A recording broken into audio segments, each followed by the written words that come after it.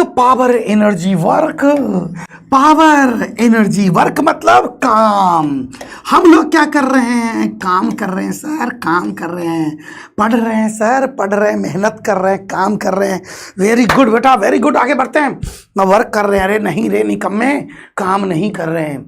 Physics के language में काम करना एक अलग चीज होता है। अंडरस्टूड? कोई लोग काम नहीं कर रहे हो, सैलरी नहीं मिलेगा आपको, है? हाँ बेटा, उस चीज़ के लिए, अलग चीज़ के लिए पे किया जाता है।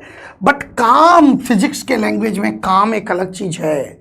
अगर किसी ने फोर्स लगाया और उस फोर्स के कारण डिस्प्लेसमेंट हुआ, work is said to be done, otherwise work is not done. अरे then work is not done, otherwise work is not done, है ना? तो work is said to be done if force is applied on the object and there is a displacement due to that force. Work is said to be done. ठीक है बेटा। Next, power. अब थोड़ा सा दोनों वर्ड को use कर लेते हैं, तीनों वर्ड को समझा देते हैं आपको। एनर्जी क्या है?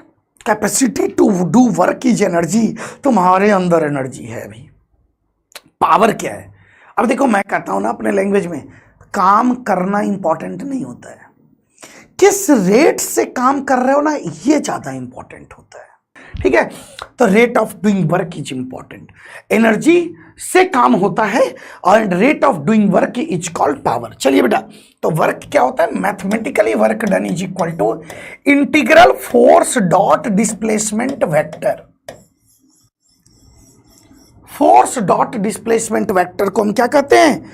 वर्क डन कहते हैं। तो work done is equal to force dot displacement vector F dot DS के बराबर होता है। अगर मान लो फोर्स कांस्टेंट, डिस्प्लेसमेंट कांस्टेंट, तो work is equal to force vector displacement vector लिख सकते हैं रे। अगर वर्क डन को हम ऐसे भी लिख सकते हैं, एफ एस कॉस थीटा के बराबर। Theta is the angle between force and displacement, है ना बेटा? चलिए, very good, very good. Direct सवालों पे टूट पड़ते हैं, सवालों से ही प्रैक्टिस। वर्क डन कैसे निकालते हैं? जेई मेन का कहना है हम रद्दी सवाल पूछते हैं, पूछते रहेंगे, पूछते रहे थे, पूछते रहेंगे जीवन भर। तो भाई फोर्स की वैल्यू है 3x² प्लस 2x माइनस 5 बेटा। x इज इक्वल टू 2 से x इज इक्वल टू 4 पे चला गया। वर्क डन की वैल्यू बताओ। Work done is 3x² plus 2x minus 5 into dx के बराबर हो जाएगा। इंटीग्रेट कर दोगे कहां से कहां तक? 2 से 4 तक। दिस इज जस्ट इंटीग्रेशन सवाल, इंटीग्रेशन है रे, इंटीग्रेशन का क्वेश्चन है ना? तो चलिए, तो 3x³ 3 बेटा, limit goes from 0 to 4, 2x²/2 कुछ भी नहीं छोड़ेंगे, हम तो फोड़ेंगे, माइनस 5x 2 से 4 तक। जी काटो, जी काटो, काटो। किसका काटो? अरे कुछ नहीं, इसको काटो पागल, कुछ अदरवाइज मत लो तुम। 64 minus 8 plus 16 minus 4 minus 5 into 4 minus 2 is 2। तो बेटा कितना आ गया बोलो? ये दोनों मिलेगा कितना हो जाएगा रे? 80 माइनस 10 70 माइनस 12, ओहो 58 है क्या? 58 नहीं है भाई, 48 है। 48 शायद 58 ही आएगा, है ना बेटा? 58 आएगा। तो 58 joule is the correct answer. Very good, बहुत अच्छा। अब देखो, सिमिलर क्वेश्चन, उसी टाइप का सवाल फ्रिक्शन से रिलेटेड पूछ दिया जेई मेन अगेन। करिए, इस टाइप के क्वेश्चन को कैसे करेंगे? फास्ट, जल्दी करें, जल्दी आगे बढ़ें। एक mass of block is 100 kg। 100 kg का ब्लॉक है। लास्ट चिट्टा आपके साइड में रखा हुआ है। वर्क पावर एनर्जी दिख रहा है। काश इसमें भी डन लिखा जाता, मजा आ जाता। WP यार, तू भी मेरा हो जाता, है ना? तो इसको लिख करके ही जाना। चल बेटा, 100 kg slides over a distance of 10 metre. Coefficient of friction is 0.4। तो भाई फ्रिक्शन कितना लगेगा बाबू? 0.4 into normal is 1000, that is 400 newton friction लगेगा। तो फ्रिक्शन का वर्क डन कितना होगा बोलो? माइनस में होगा 400 इंटू 10, क्योंकि दोनों उल्टा डायरेक्शन में, माइनस 4000 जूल। तो फ्रिक्शन के अगेंस्ट कितना काम करना पड़ा होगा? 4000 यार, जस्ट इसको प्लस कर दो यार, 4000 joule is the correct answer, option C. C. अब चल बेटा देख, ध्यान से सुनना मेरी बात को। Work done is equal to क्या होता है? इंटीग्रल एफ डीएस के बराबर होता है। पता है जी ये क्या? इंटीग्रेशन का मतलब बोलो जी, अरे बोलो रे बोलो, इंटीग्रेशन का मतलब this is area under force displacement curve. अरे गोबर गणेश, क्या ये फोर्स डिस्प्लेसमेंट कर्व का एरिया है? बोलो रे, फोर्स डिस्प्लेसमेंट कर्व का एरिया है। देखिए आप रिप्लाइंग मूड में रहिए, एकदम रिप्लाई करते रहिए, हाथे चलता रहना चाहिए, नींद आ जाएगा तुम सो जाओगे। अरे एकदम एक्टिव रहो, एक्टिव रहो, एक्टिव मोड में स्टडी करो भाई, है ना बेटा? चलिए वेरी गुड। तो भाई area under force displacement curve is the call work done. अब जैसे कि मान लो कि फोर्स डिस्प्लेसमेंट कर्व है हमारा ऐसा, तो इसका एरिया वर्क डन देगा, this is the positive area, तो work done will be positive. देखना रे, देखना देखना, अगर मान लो फोर्स डिस्प्लेसमेंट ग्राफ अगर मान लो नीचे है तो इसका एरिया वर्क डन देगा प्यारे, बट ये वर्क डन निगेटिव होगा क्योंकि नीचे है। इसका मतलब है फोर्स और डिस्प्लेसमेंट उल्टा डायरेक्शन में, इसलिए वर्क डन निगेटिव आ रहा है ना बेटा? चलिए सिमिलर क्वेश्चन जेई मेन पूछा। ए फोटो ये है, ये सी फोटो है, बी मत मान लेना इसको, और ये बी वाला फोटो है और ये डी वाला फोटो है। आपको वर्क डन कंपैरिजन करना था। बताइए बताइए बताइए, वर्क डन कंपैरिजन करना था। वॉरियर ओपी के बच्चे हैं बहुत सारे लोग, लव यू बच्चे, लव यू बच्चे, है ना? जस्ट पढ़ते जाइए, वर्क पावर एनर्जी पढ़ते हैं बच्चे अच्छे से। चलिए फटाफट देखिए ध्यान से, ए बी सी डी। तो भाई किसके वर्क डन ज्यादा? एरिया चेक करना, एरिया चेक कर, एरिया। इसका एरिया तो ज्यादातर निगेटिव, इसका एरिया थोड़ा पॉजिटिव थोड़ा निगेटिव, इसका एरिया जितना पॉजिटिव उतना निगेटिव, ऐसा लग रहा है। इसका एरिया सबसे ज्यादा पॉजिटिव एरिया किसका है? सबसे ज्यादा पॉजिटिव एरिया किसका है? सी का। बच्चा सोचता है ए बी, अरे ये सी लिखा हुआ है तो सी सोच, सी का यानी W3 सबसे ज्यादा, तू गया काम से। W1 और W4 में बता कौन ज्यादा? भाई इसका वर्क डन पक्का निगेटिव होगा, निगेटिव एरिया ज्यादा है, इसका वर्क डन गारंटीड निगेटिव होगा, सबसे कम वर्क डन इसी का होगा। W4 लास्ट में आना चाहिए तुम। Option A is correct answer. By बेटा go through option exclusion, option exclusion के थ्रू जाइए इन सच क्वेश्चन। अब कुछ स्टैंडर्ड फोर्सेज का वर्क डन हम सीखेंगे कैसे निकालते हैं। जैसे mg का वर्क डन कैसे निकालते हैं, तो mg का वर्क डन देखिएगा ध्यान से।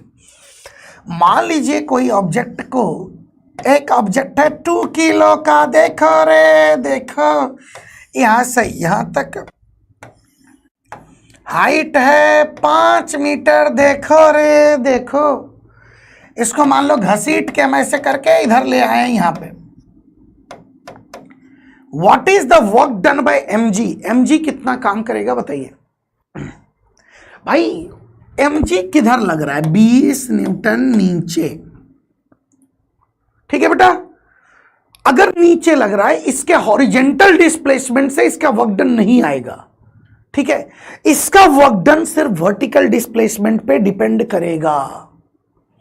mg 20 नीचे लग रहा है, डिस्प्लेस किधर कर गया? ऊपर कर गया। सर हॉरिजेंटल भी किया, हॉरिजेंटल से कोई मतलब नहीं आता रे इसमें।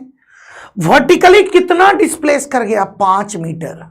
ये नीचे लग रहा है और डिस्प्लेसमेंट ऊपर 180 डिग्री का एंगल है, तो वर्क डन बाय ग्रेविटी कितना हो जाएगा? -20 into 5 that is equal to -100 joule. ठीक है बच्चा, पक्का रे? चल देख देख देख देख देख, एक 2 kg का ऑब्जेक्ट 37 डिग्री के एंगल पे यहां से यहां तक की दूरी मान लेता हूं मैं 6 मीटर, लुढ़क लुढ़क के नीचे आ गया, लुढ़क के नीचे आ गया। कैसे नीचे आया बाबू? लुढ़क के नीचे आया। बताइए वर्क डन बाय ग्रेविटी, बताइए प्यारे, वर्क डन बाय ग्रेविटी बताइए। mg 20 न्यूटन नीचे लग रहा था। वर्टिकल डिस्प्लेसमेंट, जब ये यहां से यहां आया, वर्टिकली कितना डिस्प्लेस कर गया? बोल वर्टिकली कितना डिस्प्लेस कर गया? 6 मीटर वर्टिकली डिस्प्लेस कर गया। तो बेटा work done by gravity 20 into 6। Sir minus दे दो। अरे नहीं डिस्प्लेसमेंट भी नीचे, mg भी नीचे, काय को माइनस देगा, है ना? तो प्लस रखेंगे बेटा इसको, तो प्लस 120 जूल हो जाएगा। समझ गए? इस तरीके से हम वर्क डन बाय ग्रेविटी निकालते हैं, work done by gravity calculate करते हैं। नेक्स्ट है work done bye spring force. देखो स्प्रिंग फोर्स माइनस के एक्स होता है, इसका वर्क डन क्या होगा? माइनस के एक्स डी एक्स के बराबर, एक्स इनिशियल से एक्स फाइनल तक। अब बेटा मैं इसको कहूंगा याद कर जाओ, हालांकि जेई मेन में कम आता है work done bye spring, but still मैं कहूंगा एक बार याद कर जाओ। ये वर्क डन बाय स्प्रिंग जो होता है हाफ इंटू के into x initial square minus x final square. Sir उल्टा लिख दिया हो, उल्टा? अरे सही लिखे, उल्टा लिखे एकदम। एक्स फाइनल माइनस इनिशियल नहीं होता है, यहाँ x initial square minus x final square होता है, ध्यान रखिएगा। अंडरस्टूड? पक्का? वर्क डन बाय स्प्रिंग का फॉर्मूला हो गया। अब चलिए बेटा हम आते हैं पोटेंशियल एनर्जी के ऊपर, ग्रेविटेशनल पोटेंशियल एनर्जी। तो देखिए सबसे पहली बात ध्यान से सुनिएगा, पहले ग्रेविटेशनल पोटेंशियल एनर्जी आपको समझा देते हैं। mgh, नाम तो सुने होंगे mgh, क्लास 9-10 से तुम सुन रहे हो। mgh is gravitational potential energy. गलत, हट ना, गलत, सरासरी गलत, 100% गलत, एकदम कंसेप्चुअल क्लियरिटी चाहिए आज। mgh है क्या? mgh इज बेटा change in potential energy, not potential energy, change in potential energy when we move h height up या डाउन। भाई जब किसी ब्लॉक को हम h हाइट ऊपर ले जाते हैं तो इसका potential energy increases by mgh, potential energy mgh से इंक्रीज कर जाता है। और जब हम किसी ब्लॉक को h हाइट नीचे ले जाते हैं तो उसका potential energy decreases by mgh। तो बेटा mgh is the potential energy? No, mgh is the change in potential energy when we go h height up और h height down। अगर हम h height up जाएं तो potential energy increases by mgh, नीचे जाएं तो डिक्रीजेज बाय mgh। अब देखना सर, तो पोटेंशियल एनर्जी कितना होता है? Absolute potential energy is not defined. समझे? एब्सोल्यूट पोटेंशियल एनर्जी डिफाइन ही नहीं किया गया है, उसको हम डिफाइन नहीं किए भाई। Absolute potential energy is not define, है ना, डिफाइन ही नहीं किया गया है। पक्की बात, एकदम डिफाइंड नहीं होता है बेटा। तो we can take any point as a reference and write the potential energy. जिसे देखो अगर मीन्स मान लिया कि यहाँ का पोटेंशियल एनर्जी 0, बोलो हीरो, तो यहाँ का पोटेंशियल एनर्जी बोलो, यहां से mgh बढ़ जाएगा तो 0 प्लस mgh, यहां का 0 तो यहां का बोलो हीरो माइनस mgh, घट जाएगा mgh से रे। अरे बुझा रे बुझा। जैसे कि आज फॉर एग्जाम्पल देख देख देख, अगर ये मान ले ग्राउंड है, मान ले ग्राउंड है, 2 मीटर दूरी है, 4 मीटर दूरी है, एक ब्लॉक है 1 किलो को ऊपर लेके गया, यहाँ फिर यहाँ, ये पॉइंट ए है बेटा, ये पॉइंट बी है। अगर मैं बोलूं कि बी का पोटेंशियल एनर्जी 0 है, मान लो, क्या मैं बोल सकता हूं लेट मान सकते हैं, किसी को रेफरेंस मान सकते हैं, यस आजाद है, वी आर आजाद परिंदा टू टेक रेफरेंस, किसी को भी रेफरेंस मान सकते हो बेटा, पक्का। ओहो देखो, अगर यहां का पोटेंशियल एनर्जी 0 है हीरो, तो h हाइट नीचे जाओगे, 4 मीटर नीचे जाओगे, तो potential energy will decrease by mgh। mgh तो माइनस m इंटू जी इंटू एच, माइनस 40 जूल। फिर 2 मीटर नीचे जाओगे तो potential energy will decrease by mgh। mgh निकाल देते हैं, 2 इंटू 1 इंटू जी की वैल्यू 10 20 के बराबर, मतलब डिक्रीज बाय 20। तो यहां की पोटेंशियल एनर्जी कितना, माइनस 40 में भी 20 डिक्रीज कर दो, माइनस 60 जूल। एक एक चीज को सीखना है अच्छे से, ठीक है बेटा। चलिए now coming to potential energy stored in a spring. तो स्प्रिंग की पोटेंशियल एनर्जी जो होता है हाफ के एक्स स्क्वायर के बराबर होता है, याद रखिएगा ये, half into spring constant into x square के बराबर होता है। यहां पे हम जब स्प्रिंग में एक्स की वैल्यू 0 होता है, उसको बेटा हम रेफरेंस ले लेते हैं, तो हाफ के एक्स स्क्वायर आ जाता है।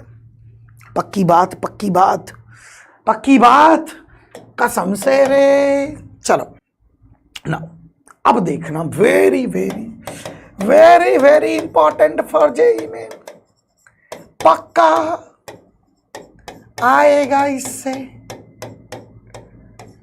कसम से यार, कसम से आएगा जेई मेन में, पक्का देगा ये, पक्का देगा, गारंटीड देगा यार, गारंटीड देगा बेटा,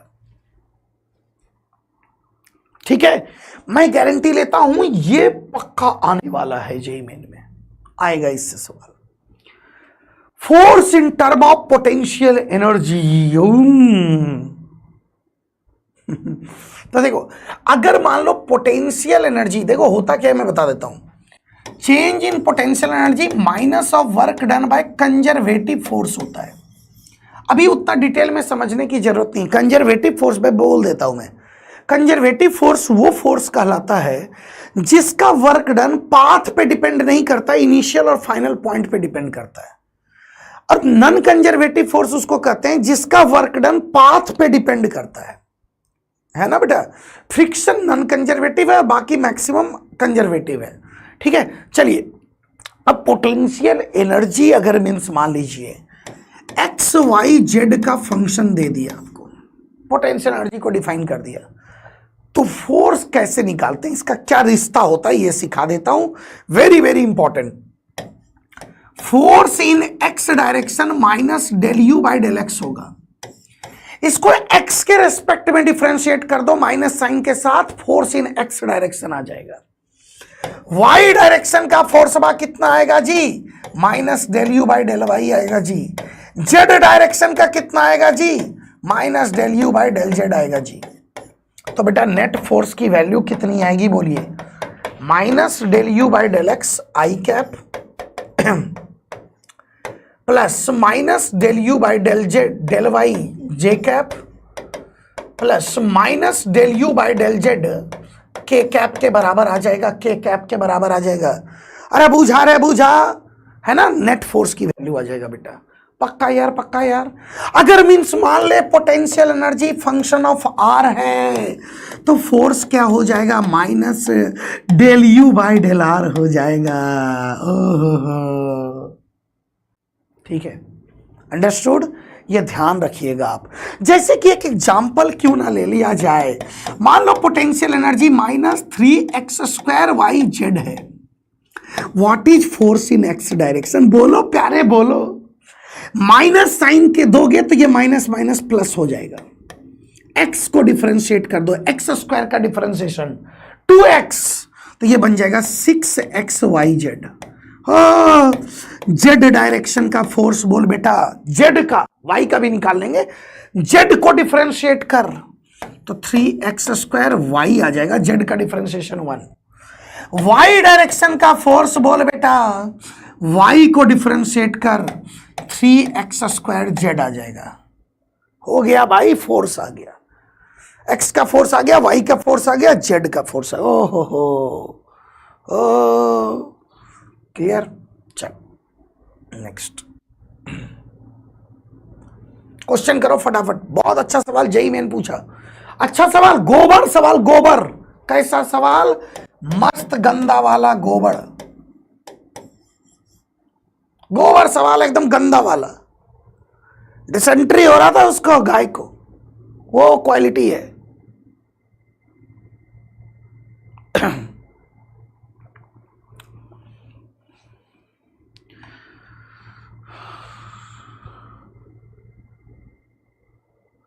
सी ए आंसर कर रहा है। अमेठी वर्सेज आईआईटी पूछ रहा है एक बच्चा, खुद सोचो बेटा। सी, कुछ लोग ए, मैक्सिमम लोग सी आ रहे हैं। एक बोल रहे हैं वॉरियर बैच के हैं सर हम आप तो आपके। Okay, very good, thank you बेटा, लव यू ऑल। अच्छे से पढ़िए, मन से पढ़िए, रिवीजन करके जाइए आज पूरा का पूरा 100% रिवीजन। तो potential energy as a function of x y z दिया हुआ है। क्या पूछा रे? देखो, the magnitude of x component. क्यों गोबर बोले? ये रीजन था गोबर का। ये फोर्स नहीं पूछा, सिर्फ एक्स वाला फोर्स पूछा यार। तो भाई del u by del x निकाल दे रहे, del u by del x है ना बेटा, minus del u by del x, तो माइनस। अब देखो एक्स को डिफरेंशिएट करेंगे 4x आएगा, इसको डिफरेंशिएट करेंगे 0। अरे इसको x के रेस्पेक्ट में डिफरेंशिएट करेगा गोबर गणेश, 0 आएगा। बताइए x कहां पे पूछा है? x इज इक्वल टू 1 पे, x की वैल्यू 1 पुट करो, -4। लेकिन हमें तो मैग्नीट्यूड निकालना है ना फोर्स का। फोर्स का मैग्नीट्यूड कितना आ गया? 4 न्यूटन के बराबर, है ना बेटा। चलो चलो चलो, now coming to work energy theorem. काफी इंपॉर्टेंट होता है, ध्यान से सुनिए। फील करो, अरे फील करो, कसम से मजा आ जाएगा, दिल की धड़कन में बस जाएगा ये। फील करो। एक बात बताओ तुम मुझे, एनएलएम पढ़े ना भी? पढ़े ना एनएलएम? नेट फोर्स क्या करता है? नेट फोर्स क्या करता है? नेट फोर्स ऑब्जेक्ट को एक्सेलरेट करवाता है। नेट फोर्स क्या करता है बोल? ऑब्जेक्ट को एक्सेलरेट करवाता है, वेलोसिटी को चेंज करवाता है। क्या मैं कह सकता हूं? नेट फोर्स क्या करवाता है? वेलोसिटी को चेंज करवाता है। नेट फोर्स का वर्क डन क्या करवाएगा? अगर वेलोसिटी को चेंज हो करवा दिया तो नेट फोर्स का वर्क डन काइनेटिक एनर्जी को चेंज करवाएगा। अरे वेलोसिटी का चेंज होना मतलब काइनेटिक एनर्जी का चेंज होना, पक्का बोल सकते हैं बेटा। यानी work done by net force is basically change in kinetic energy. Net force का क्या काम है? वेलोसिटी का बदलने का काम, यानी काइनेटिक एनर्जी को बदलने का काम। वही वर्क एनर्जी थ्योरम बेटा। Work done bye all forces is change in kinetic energy के बराबर होता है। पक्का चेंज इन काइनेटिक एनर्जी के बराबर होता है। कंजर्वेटिव भी हो सकता है, नॉन कंजर्वेटिव भी हो सकता है, all are change in kinetic energy के बराबर होता है। पक्का समझे? 100% फील किए? ठीक है, डायरेक्ट हम इसको अप्लाई करेंगे। डायरेक्ट एप्लीकेशन एक क्वेश्चन के अंदर। जेई मेन का सवाल, खूबसूरत सा सवाल। क्या बोला है देखो, एक पार्टिकल है, मास m, स्ट्रेट लाइन में मूव कर रहा है। Velocity is equal to alpha root under x. Alpha is constant, total work done. Particle to displace from 0 to d, 0 से d तक डिस्प्लेस करने में कितना वर्क करना पड़ेगा, ये निकालना है बेटा आपको। कैसे करोगे? कुछ लोग बहुत लेंदियर प्रोसेस से चला जाता है। Work done bye all forces is change in kinetic energy. Kinetic final minus kinetic initial. अच्छा, काइनेटिक एनर्जी क्या होता है जी? Half mv²। ये बचपन से आप पढ़ चुके हैं। अच्छा एक बात बताइए, इसको क्या मैं ऐसे भी लिख सकता हूं? m²v² divided by twice m। अरे वही लिखा हुआ है यार। It can be also written as momentum square divided by twice m, है ना बेटा? ये भी लिख सकते हैं हम लोग। मोमेंटम को हम root under twice mass into kinetic energy भी लिख सकते हैं। रिश्ते इंपॉर्टेंट है, ठीक है? पक्का? चलिए, तो अब देखिए फाइनल काइनेटिक एनर्जी क्या होगा बेटा? K final half m into velocity final का square, x is equal to D put कर, तो अल्फा रूट अंडर d का स्क्वायर तो half m alpha square D के बराबर। इनिशियल काइनेटिक एनर्जी एक्स को जीरो पुट करेगा, जीरो आएगा, वेलोसिटी तो जीरो। तो चेंज इन काइनेटिक एनर्जी कितना आ गया, half m alpha square D. बेटा option C is the correct answer. Simple सवाल था, ठीक है। चलिए भाई भाई भाई जय मैन, कैसा ऑप्शन सेट किया तुम, ये कैसा ऑप्शन सेट कर दिया, देखो ध्यान से कैसा ऑप्शन सेट कर दिया। देखो रे देखो प्यारे, देखो देखो रे देखो, जल्दी देखो बेटा।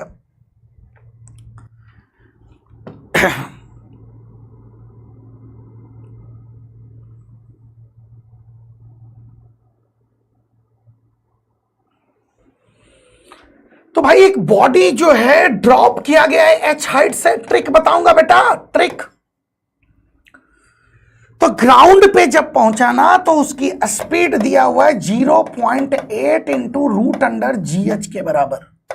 काट लो 4/5 रूट अंडर DGH। ठीक है बेटा। अब देखो एक सेकंड के लिए ध्यान से सुनो। Work done by air friction बोला है, क्या होगा यार, जब ऑब्जेक्टवा नीचे आ रहा होगा, एयर फ्रिक्शन तो ऊपर लग रहा होगा ना, एयर फ्रिक्शन ऊपर और डिस्प्लेसमेंट नीचे, work done will B negative. Work done क्या हो जाएगा बताइए, निगेटिव। निगेटिव निगेटिव निगेटिव, एक ही ऑप्शन दिख रहा है, टिक मारो आगे बढ़ो। इतना गोबर सवाल मैंने जीवन में नहीं देखा, कैसे इतना आसान ऑप्शन सेट कर सकता है यार ये।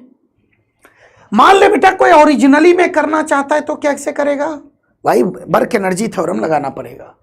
तो एक ही फोर्स लग रहा है, work done by air friction plus work done by gravity एक लग रहा है, is equal to kinetic final minus kinetic initial. Kinetic final half mv square निकल जाएगा बेटा, काइनेटिक इनिशियल 0 है। वर्क डन बाय ग्रेविटी की वैल्यू कितनी है जी, mgh प्लस साइन के साथ। तो यहां से वर्क डन बाय एयर निकल आएगा आपका। लेकिन हम काहे निकालें अगर ऐसा ऑप्शन है तो, और बाकी हमें निकालना तो खैर आता ही है, ठीक है ना। चलिए very good. Now coming to mechanical energy conservation. अब ध्यान से सुनना, मैं एक बात बता रहा हूं, ज्ञान प्रकाश ओके ओके। चलो देखो इधर, तो मैकेनिकल एनर्जी कंजर्वेशन क्या होता है। मैकेनिकल एनर्जी, कई बच्चे पता है कंफ्यूज्ड कर जाते हैं, सर मैकेनिकल एनर्जी कंजर्वेशन लगाएं कि वर्क एनर्जी थ्योरम लगाएं। एक सिक्का लेके चला कर टॉस कर ले तू, पागल कहीं के, इतना दिमाग लगाओ ही मत।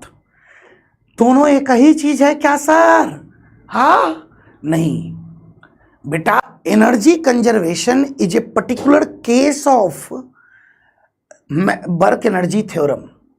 Energy conservation is a particular case of work energy theorem. कैसे, ध्यान से सुनो।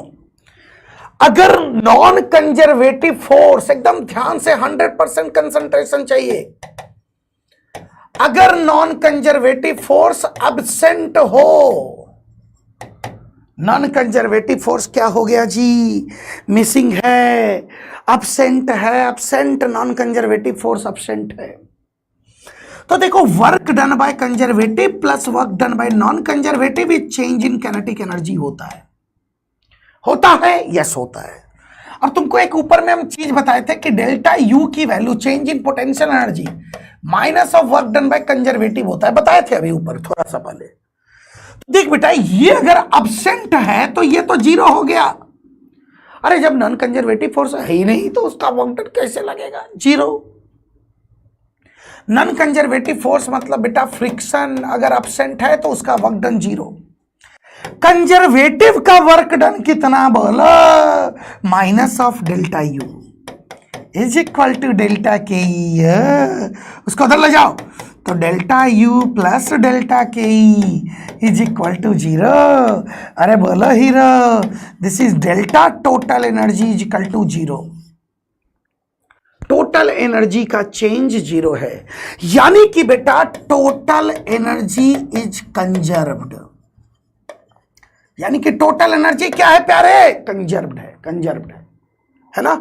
इसको हम ऐसे भी लिख सकते हैं, देखो delta U is U final minus U initial plus delta K is K final minus K initial is equal to 0।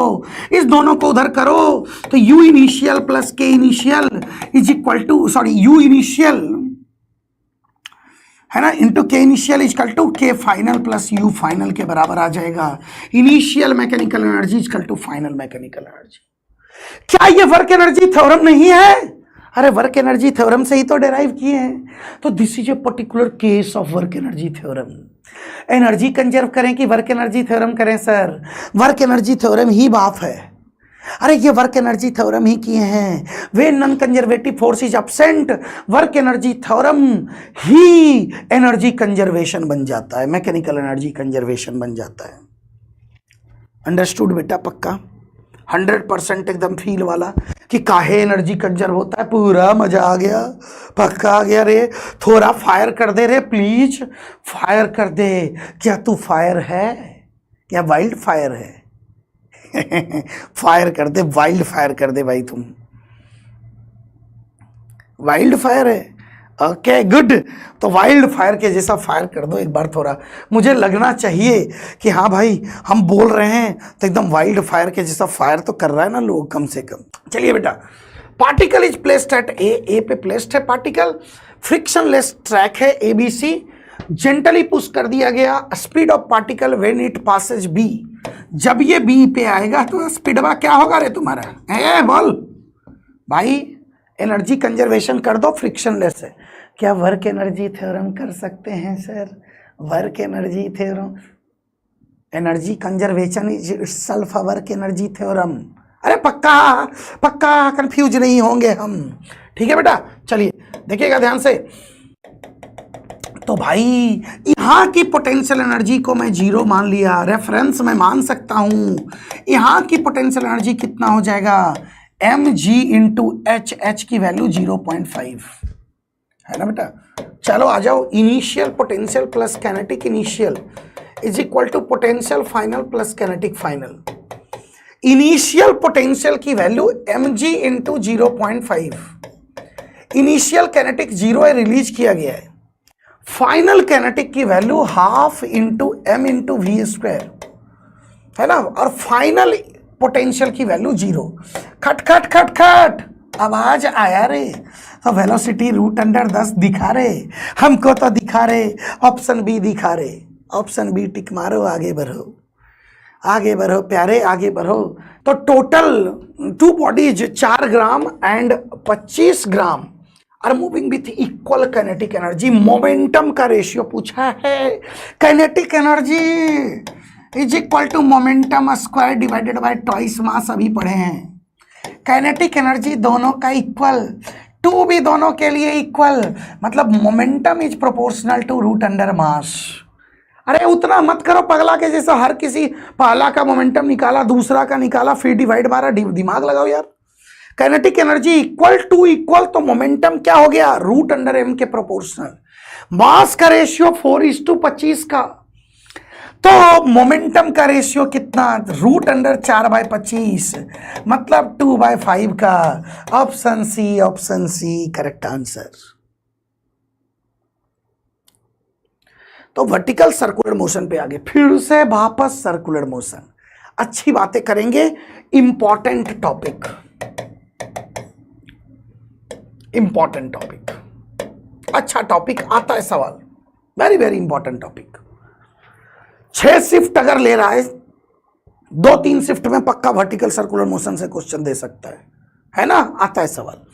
चलिए तो बेटा इसमें कुछ केसेज पढ़ते हैं पहले। सबसे पहले अगर मीन्स मान लीजिए कोई एक बॉब है, इसको मैं v वेलोसिटी से फेंक दूं, ठीक है? v वेलोसिटी से अगर मैं फेंक दूं तो क्या होगा? कितना मिनिमम वेलोसिटी दें कि ये 90 डिग्री ट्रेवल कर जाए? v minimum for theta is equal to 90 degree. v की मिनिमम वैल्यू जब कैलकुलेट करोगे बेटा √GL के बराबर आता है, √2GL के बराबर आता है, ठीक है? पक्का ध्यान देना। अब कितना मिनिमम वेलोसिटी दें कि ये सर्कुलर कर जाए फॉर सर्कुलर मोशन? सर्कुलर करने के लिए प्यारे कितना मिनिमम वेलोसिटी दें? तो हम क्या चाहेंगे कि यहां पे आ जाए बस। बेटा यहां पे आने से कुछ नहीं होगा, ना ना ना ना ना, यहां पे आके वेलोसिटी जीरो होगा तो ऐसे गिर जाएगा, that will not be a circular motion. याद रखिएगा उसके लिए यहां पे टेंशन जीरो होता है ना। और वेलोसिटी की वैल्यू जीरो नहीं होता है, कुछ वेलोसिटी होता है जिसकी वैल्यू हम बता देते हैं, चलो √GL के बराबर होता है। खैर आप वो सब मत याद रखो रे, तुम तो मिनिमम वेलोसिटी का फॉर्मूला याद रखो, डेरिवेशन अब मत जाओ। ये कितना आता है? √5GL के बराबर आता है बेटा, √5GL। मजे की बात मैं बताता हूं, ध्यान से सुनना। अगर मीन्स मान लो यहां पे mg नीचे लग रहा है, टेंशन T1 ऊपर लग रहा है, यहां पे T2 तो जीरो है। यहां पे पूछेगा इस कंडीशन में टेंशन की वैल्यू, तो क्या लिखोगे? Net force acting towards the centre कितना है? T1 - mg। इसकी वैल्यू कर दोगे mv² r के बराबर। तो बेटा T1 की वैल्यू यहां से कितना आ गया? अरे 6 mg के बराबर आ गया। T1 की वैल्यू गोबर गणेश जी 6 mg के बराबर आ गया। बेटा मैं कसम से बताता हूं कि T1 - T2 की वैल्यू कितना आया? 6 mg के बराबर आया। कब आएगा? जब हम वेलोसिटी की value greater than equal to √5GL देंगे। Greater than equal to √5GL से फेंक दोगे तो नीचे का टेंशन ऊपर का टेंशन का डिफरेंस हमेशा 6 mg आता है। ऑलवेज याद रखना, काफी हेल्प मिलेगा। मैं लिख देता हूं, काफी हेल्प मिलेगा। क्वेश्चन में काफी हेल्प मिल जाता है इस बात का। ठीक है रे, पक्का? अब ध्यान रखना बेटा, नीचे टेंशन की वैल्यू मैक्सिमम होता है, ऊपर में टेंशन की वैल्यू मिनिमम होता है। ऊपर जाते हो टेंशन घटता जाता है।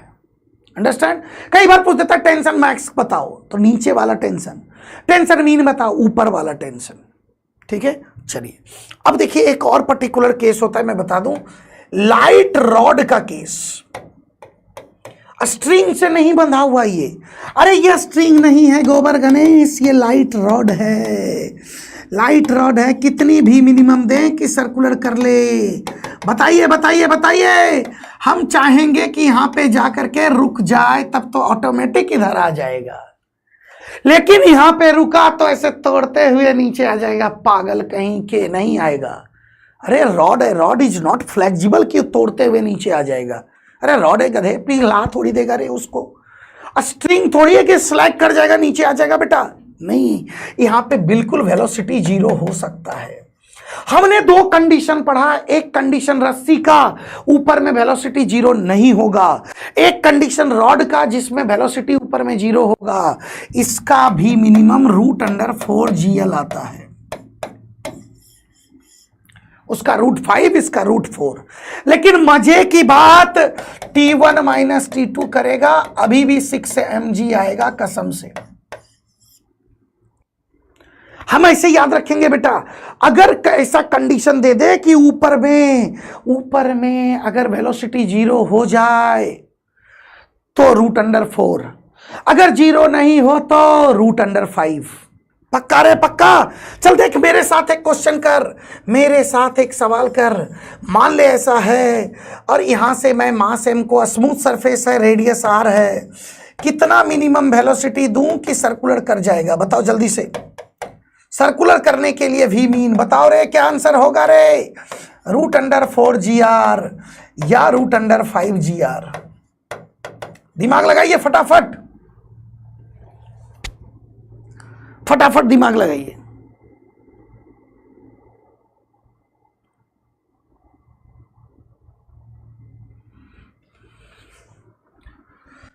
क्या टॉप पॉइंट पे वेलोसिटी जीरो हो सकता है? नहीं नहीं नहीं, ऐसा गिर जाएगा नीचे, ना ना ना ना ना, यानी कि √5GR। ओ सीख गए सीख गए सीख गए, हाँ हाँ सीख गए। देख इधर, अब रेडियस इसका भी r है। यहाँ पे एक मास ट्रैप्ड है बेटा, कितनी मिनिमम वेलोसिटी दें कि ये सर्कुलर कर ले? बोलो बोलो प्यारे, बोलो कि सर्कुलर कर ले, क्या आंसर होगा? इस बार इसका आंसर √4GR होगा। शायद आप समझ गए, क्योंकि टॉप पॉइंट पे जाके वेलोसिटी 0 हो जाएगा, तब भी इधर स्लिप कर जाएगा। 0 हो जाएगा तो ऐसे थोड़ी ना नीचे गिर जाएगा, नहीं गिरेगा, 0 हो सकता है। √4GR, अंडरस्टैंड बेटा? चलिए नेक्स्ट सवाल, मजा आ जाएगा। चलो इसको फिनिश करते हैं बेटा। A small ball tied at the end, एक एंड पे टाई कर दिया गया है। Length is 1 metre, describing a vertical circle, maximum and minimum tension और रेशियो 5:1। समझा क्या दिया तुम? है समझा? है बोलो बोलो बोलो, समझा? टी मैक्स यहाँ का टेंशन दिया और टी मिनिमम टॉप का टेंशन दिया, दोनों का रेशियो दे दिया 5:1। मतलब अगर ये बेटा 5T है तो ये कितना है? T है। लेकिन हमको पता है कि 5T - T 6 mg होता है। अरे क्या तुमको भी पता है? अभी बताएं तुमको। तो 4T की वैल्यू बता बेटा 6 mg के बराबर, तो टेंशन बेटा बता 3 mg/2 के बराबर। ठीक है रे? तो velocity of Bob at the highest point, यहां पे वेलोसिटी पूछा है। देखो फ्री बॉडी डायग्राम बनाओ, टेंशन मिनिमम की वैल्यू निकाल चुके हैं 3 mg/2। mg भी नीचे लग रहा होगा। What is the net force acting towards the centre?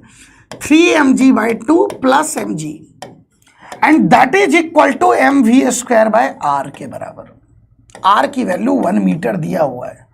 मास ने मास को कुतर दिया जी, ये 5 है जी। 15 + 10 = 25 इज इक्वल टू v²। तो बेटा वेलोसिटी की वैल्यू 5 मीटर पर सेकेंड। आंसर आ गया 5 मीटर पर सेकेंड। चलिए अब देखिए, एक चीज मैं बता रहा हूं, ये बहुत स्टैंडर्ड है, स्टैंडर्ड रिजल्ट है। इसको याद रखेंगे हम लोग कि कोई भी मान लो ऐसा स्फेरिकल सरफेस है, या ऐसा स्फेरिकल टूम भी हो सकता है इस टाइप का। इसके टॉप पॉइंट से अगर किसी को लुढ़का के छोड़ दें तो कुछ एंगल ट्रेवल करने के बाद वो कांटेक्ट को लीव कर देता है। इसको भी बेटा यहां पे लुढ़का करके छोड़ दें तो कुछ एंगल ट्रेवल करने के बाद वो सरफेस को लीव कर देता है। उस एंगल का पूरा इंफॉर्मेशन होना चाहिए आपको। cos θ = 2/3 के बराबर होता है, ये याद होना चाहिए आपको। बस रट्टा मार जाइए, cos θ की वैल्यू 2/3 के बराबर होता है। पक्का? पक्का ना? है ना? चलिए वेरी गुड। नेक्स्ट बेटा, अब देखो इस पर डायरेक्ट सवाल आता है यार। रेडियस की वैल्यू दे दिया 3 मीटर के बराबर, 3 मीटर के बराबर। बोल रहा है कितनी हाइट पे सरफेस को लीव करेगा, कितनी हाइट पे सरफेस को लीव करेगा बताओ। अरे बोलो, अरे बोलो। क्या ये एंगल मुझे पता है थीटा? यस, cos θ की वैल्यू 2/3 है। ये रेडियस r है बेटा, this angle is also theta. इसकी वैल्यू क्या हो जाएगा बताओ? r cos θ के बराबर। r की वैल्यू 3, cos θ की वैल्यू 2/3, तो ये 2 मीटर के बराबर आ जाएगा। h की वैल्यू 2 मीटर डायरेक्ट अप्लाई करके ला सकते थे आप। चलिए चलिए चलिए, आज का लास्ट टॉपिक, तो that topic is called power. Work करना इंपॉर्टेंट नहीं है, वर्क का रफ्तार, किस रफ्तार से काम किया जाता है, ये इंपॉर्टेंट है। ठीक है ना? ये इंपॉर्टेंट है, ये मैटर करता है ना? चलिए, गजब का स्पैमिंग, वेरी गुड। चलिए लगे रहो बेटा ऐसे ही। तो पावर की वैल्यू क्या होता है बताइए? Power is rate of doing work dw/dt। Rate of doing work dw/dt, understand? dw/dt, rate of doing work, है ना? यानी कि अगर डेल्टा w/ΔT बोल दें तो यहां से एवरेज पावर आएगा। And D W by D T बोले तो इंस्टेंटेनियस पावर आएगा, इंस्टेंटेनियस पावर। ठीक है, इंस्टेंटेनियस पावर आएगा बेटा। And this is also the slope of work time graph. Work time graph का स्लोप है यार। तो D W is equal to power D T के बराबर होगा, इंटीग्रेट कर दो तो वर्क डन की value integral P D T के बराबर हो जाएगा। हम ये बोल सकते हैं कि area under power time graph, ये पावर टाइम ग्राफ का एरिया है बाबू। अरे बचवा रे, पावर टाइम ग्राफ का एरिया है रे। चल अब देख बेटा, power is equal to work done divided by time. Work क्या होता है? Force dot displacement by time. इसको हम लिख सकते हैं फोर्स डॉट वेलोसिटी वेक्टर, भी पावर को लिखा जा सकता है। हाँ जी हाँ, लिखा जा सकता है जी, पक्का जी, पक्का जी, पक्का जी। ठीक है, पक्का बेटा। अब देखना, अगर मीन्स मान लो force and velocity are in same direction, तो पावर की वैल्यू क्या हो जाएगा? F इंटू वी के बराबर हो जाएगा। अब इसको बहुत सारे तरीके से लिख सकता हूं मैं। F को मैं क्या लिख सकता हूं? मास इंटू एक्सेलरेशन इंटू वेलोसिटी। अरे फोर्स को एम लिख सकते हैं, इसको भी दो तरीके से लिख सकता हूं मैं। एक्सेलरेशन को मैं क्या लिख सकता हूं? D V by D T लिख सकता हूं इंटू वी। और क्या लिख सकता हूं एक्सेलरेशन को? बोलो, V D V by D X into V, है ना बेटा? अरे क्या बात समझा यार, पक्का यार? अरे बात समझा? रटो मत पागलों के जैसा, बस ये याद रखो। जरूरत पड़ने पे एम ए लिख लेंगे, एक्सेलरेशन को D V by D T, नहीं तो V D V by D X लिखते हैं, वो हमको ऑलरेडी पता है, वो लिख लेंगे सिचुएशन के अकॉर्डिंग। तो देखो ऐसे क्वेश्चन को ना यार मैं कहता हूं ट्रिक से करो यार, ट्रिक से करो। ट्रिक क्या यूज करें सर? बस प्रोपोर्शनिटी को यूज करो, प्रोपोर्शनिटी, प्रोपोर्शन को यूज करो ना। उतना गणित से यूज करो ना यार, उतना मतलब फिजिक्स में जाने की जरूरत ही नहीं है ऐसे सवालों में।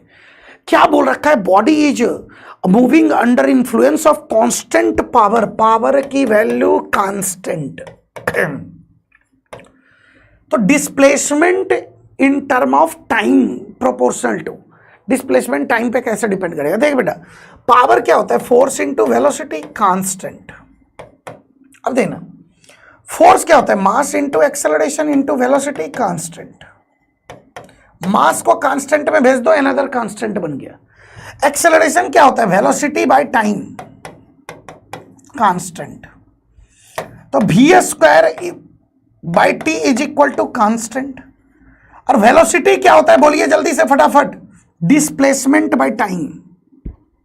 तो डिस्प्लेसमेंट का स्क्वायर बाय टी क्यूब हो जाएगा नीचे, है ना, इज इक्वल टू कांस्टेंट। तो displacement is proportional to T to the power 3/2। हमेशा ऐसे क्वेश्चन को इसी तरीके से करना होता है, ओरिजिनल मेथड में जाने की कोई जरूरत नहीं है। अबे फिर कांस्टेंट को के मानेगा वैसे ही तो आएगा। ठीक है, चल नेक्स्ट सवाल। जेई मेन 2024 देखो कितना रद्दी क्वेश्चन पूछा, फटाफट देख। Force vector is equal to this one, तो पावर बोला, एक्सेलरेशन निकाल ले बेटा। मास से डिवाइड मार, 3t I cap plus 3t square J cap के बराबर आ जाएगा। Power delivered by the force, power की वैल्यू होता है force dot velocity vector. Force is 60 I cap plus 60 square J cap dot. Velocity vector कैसे निकालेंगे बताइए? इसको हम लिख देंगे D V by D T के बराबर। तो वेलोसिटी की वैल्यू आ जाएगा इंटीग्रेट करके 3t स्क्वायर बाय 2 के बराबर बेटा, पक्का रे? देखो इंटीग्रेट करो, i cap plus 3t cube by 3 j cap के बराबर वेलोसिटी वेक्टर। चलो वहां पे कॉपी मारो, 3t square by 2 I cap plus T cube J cap के बराबर। अरे dot dot Khelo, 18t³ divided by 2 plus 6t⁵ है ना बेटा। तो ये पावर की वैल्यू, पावर वेक्टर नहीं होता है, सॉरी, तो ये क्या आ गया 9t³ प्लस 6t⁵ है ना बेटा। कौन सा आंसर है बताइए? Option D, option D is going to be the correct answer.